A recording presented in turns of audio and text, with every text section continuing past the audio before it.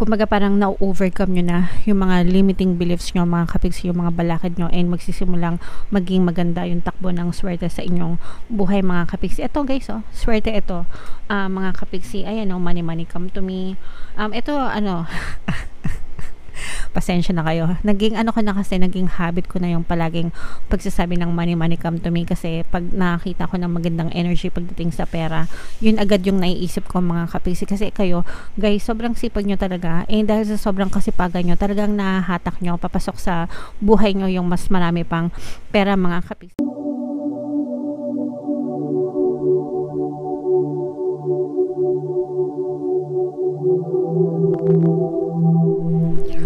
Hello guys, hello Aries, welcome back to Pinoy Pixie Tarot. Ang pamagat ng ating episode for tonight is New Moon Kapalaran para sa Aries ngayong December to January mga kapiksi. So shuffle ko yung cards guys, hanapin ko yung energy ng Moon at saka yung energy ng Aries.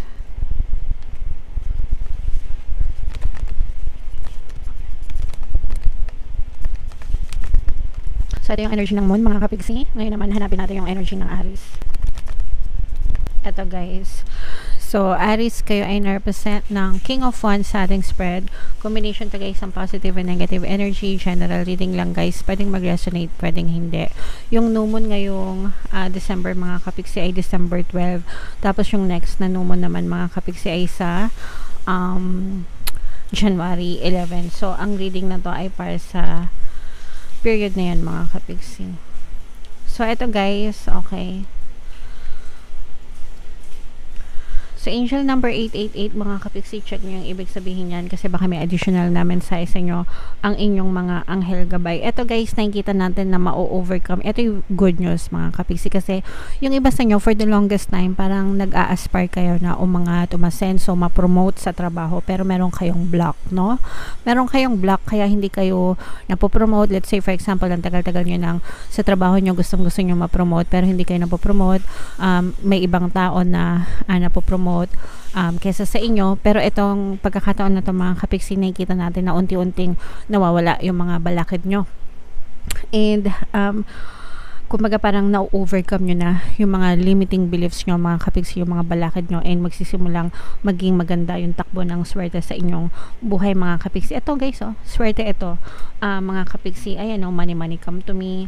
Ito ano pasensya na kayo. Naging ano ko na kasi, naging habit ko na yung palaging pagsasabi ng money money come to me, kasi pag nakita ko ng magandang energy pagdating sa pera, yun agad yung naiisip ko mga kapiksi. Kasi kayo guys, sobrang sipag nyo talaga, eh dahil sa sobrang kasipagan nyo, talagang nahahatak nyo papasok sa buhay nyo yung mas marami pang pera mga kapiksi, and mapagtatagumpayan nyo. Kumbaga na-overcome nyo itong mga limiting beliefs na to mga kapiksi, and for some of you talagang may mga bagong kontrata na nakikita natin na maaaring ihain sa inyo ngayong season na to. So itong mga kontrata na to guys, yung iba sa inyo feeling ko mapopromote na kayo, no? Kung matagal na talaga kayong aspiring na ma-promote, or kung hindi man kayo agad-agad ma-promote, pwede kayong ma-shortlist mga kapiksi. Pag sinabing shortlist, usually yung mga napopromote guys, meron yung mga candidate, no? Yung mga best performers sa kumpanya. Siguro mga kunwari mga 2-3 tao na pinagpipilian, di ba?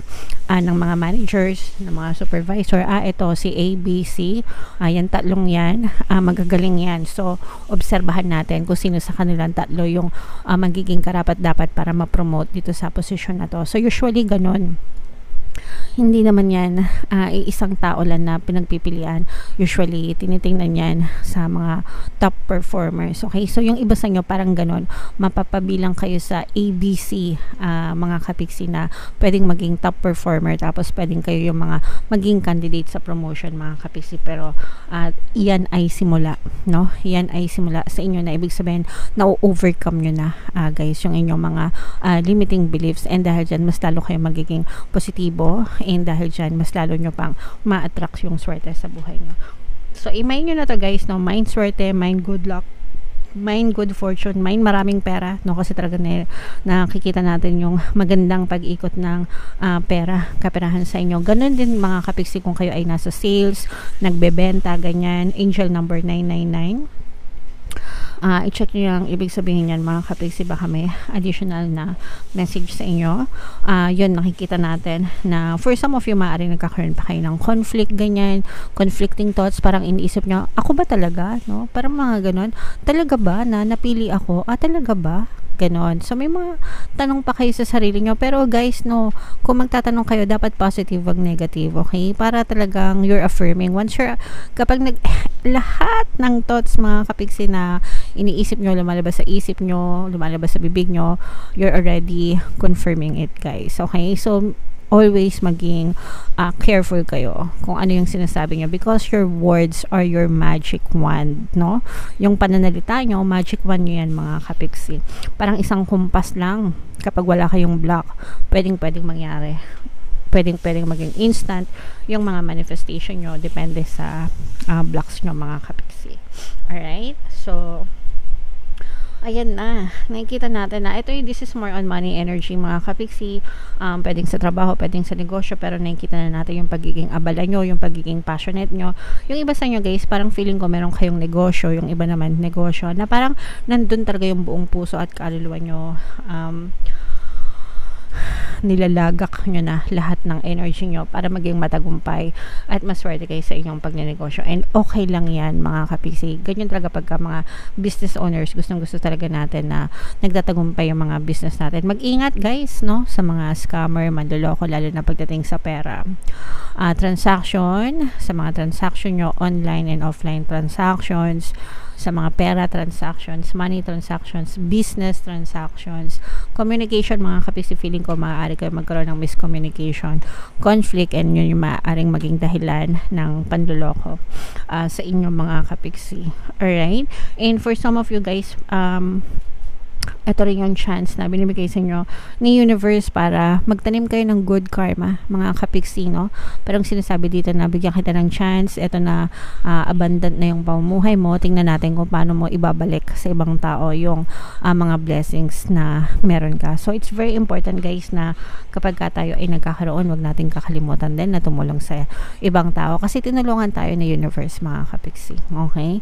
Tinulungan tayo ni universe. Yes, tawag dito, tayo, sa atin credit yan, mga kapiksi, dahil sa sipag at syaga natin, pero at the same time, tinulungan din tayo ni universe, so wag din natin ipagdamot na mag-share din ng blessings sa ibang tao. So yung iba sa nyo guys, parang feeling ko tinetest kayo ni universe kung gaano kayo gagawa ng mabuti sa inyong kapwa, mga kapiksi. So make sure na good intentions palagi para good karma din palagi, mga kapiksi. Okay? Alright, so tingnan natin yung new moon message sa inyo guys. Shuffle ko to. Habang sinashuffle ko to guys, panoorin nyo muna tong video natin regarding sa ating paano mag-manifest ng abundance video course. Kapiksi, sawa ka na ba sa mga struggles at hirap sa buhay mo? Masipag ka ba at masikap sa buhay ngunit hindi ka pa rin umaasenso? Ilang beses ka na bang nag-attempt magnegosyo at mag-invest pero palagi ka pa rin nalulugi? Sa pagkakataon na ito ay maaaring may subconscious beliefs ka na nagiging balakid sa iyong pag-unlad at pagyaman. Introducing, paano mag-manifest ng abundance video course. Dito ay matututunan mong ma-overcome ang mga balakid mo para tuluyan ka ng umunlad, umasenso, sumagana, maging matagumpay, successful at maswerte sa iyong kabuhayan, pera, trabaho, negosyo, salapi at kaperahan ng bonggang-bongga. Dali, mag-send na ng email sa pinoypixitaro@gmail.com at simulan na ang iyong pagyaman ngayon. Alright, so gusto mo bang yumaman, kapiksi? Kung gusto mong yumaman, umadlad at umasenso ng bonggang-bongga, mag-avail ka na ng course guys, kasi sobrang ganda talaga yan. And good news, dahil Pasko, meron tayong Christmas sale, mga kapiksi. Magbibigay ako ng dalawang combo, no? So una, magbibigay ako ng 10% discount, pangalawa, magbibigay din ako ng 1 free pampaswerte subliminal. Sa lahat na mag-avail yan ng course guys, from December 1 to 31, so mag-avail na kayo, mga kapiksi, sayang yung sale.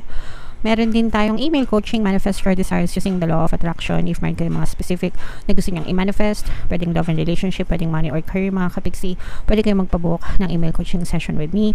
Mag-send lang kayo guys ng email sa pinoypixitaro@gmail.com. So, eto guys, wow, eto, kinikilig-kilig. a new romantic cycle begins. So, ito naman guys is, love energy naman ito. Pag-ibig energy. So, for some of you, a new romantic cycle, panibagong yugto ng pag-ibig ang kakatok sa inyong buhay, mga ka-Pisces. So, ito, pwedeng new love connection, new specific person, as in fresh na fresh.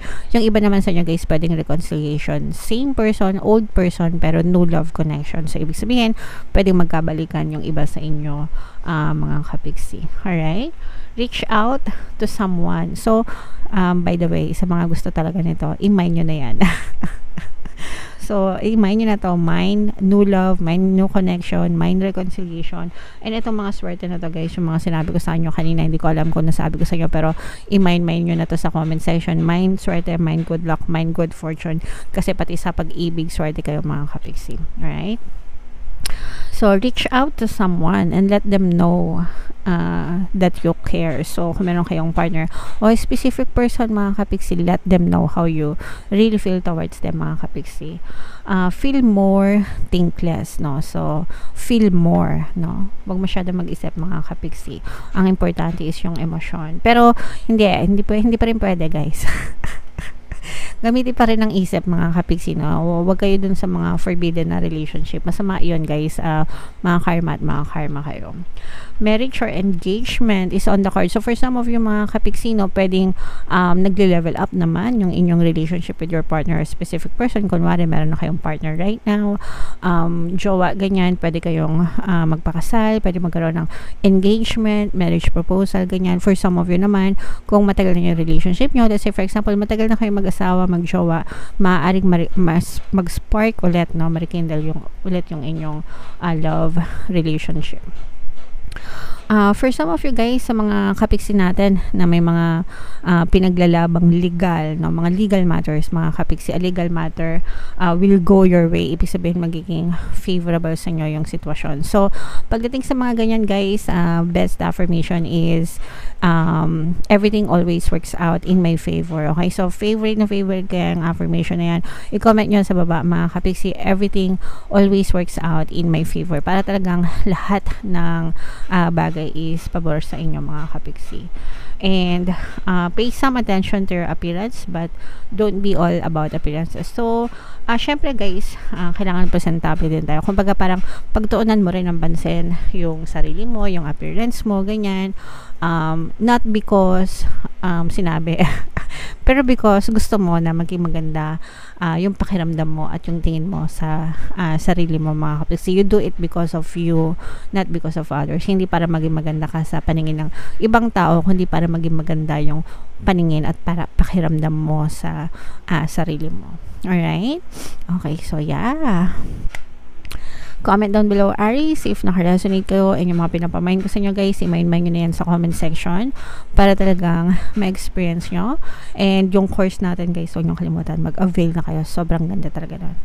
Alright, so ito yung ating 2024 kapalaran guys. Kung hindi nyo pa napapanood, panoorin nyo na. Super nice, super ganda.